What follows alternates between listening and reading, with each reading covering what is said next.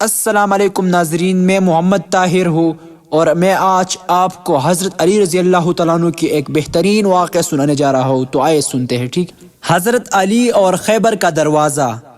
نبی صلی اللہ علیہ وسلم نے خیبر کی جنگ میں فرمایا، کل میں جھنڈا ایسا شخص کو دوں گا جو اللہ اور اس کے رسول سے محبت کرتا ہے اور اللہ اور اس کا رسول بھی اس سے محبت کرتا ہے۔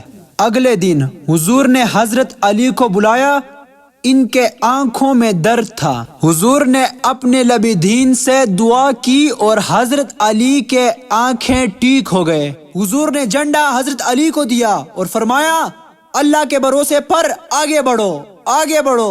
جب حضرت علی قلعے کے قریب پہنچا تو مرحب نام ایک طاقتور یہودی سامنے آیا۔ اس نے فخر سے کہا، میں مرحب ہوں، خیبر کا پہلوان۔ حضرت علی نے جواب دیا، میں حیدر ہوں، شیر کی طرح لڑنے والا۔ دونوں میں لڑائی ہوئی تو حضرت علی رضی اللہ تعالیٰ عنہ نے مرحب کو مار دیا۔ پھر حضرت علی نے قلعے کی بڑا دروازہ زور سے کھینچ کر اکھڑ دیا۔ آپ کو پتہ ہے حیران والا بات، اس دروازے کو بعد میں 7 لوگ بھی نہیں اٹھا سکے، اتنا بڑا دروازہ۔ سلام ہے حضرت علی کے بہادری کو۔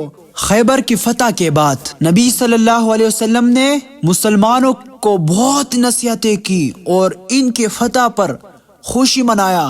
حضرت علی رضی اللہ تعالیٰ عنہ کی شجاعت اور ان کے بہادری، قربانی کا داستانی آج بھی مسلمانوں کے لیے سبق دیتا ہے۔ حضرت علی رضی اللہ تعالیٰ عنہ کی اتنی طاقت کہاں سے آیا؟ بعض لوگ اس پر حیران ہوتے ہیں کہ حضرت علی کو اتنی طاقت کیسا ملا، لیکن حقیقت یہ ہے کہ ان کی طاقت کا راز ان کے اللہ پر مکمل بھروسے میں تھا۔ جب ہم اللہ پر بھروسے کرتے ہیں نا اور اس پر ایمان رکھتے ہیں تو اللہ ہمیں خاص قوت عطا کرتا ہے۔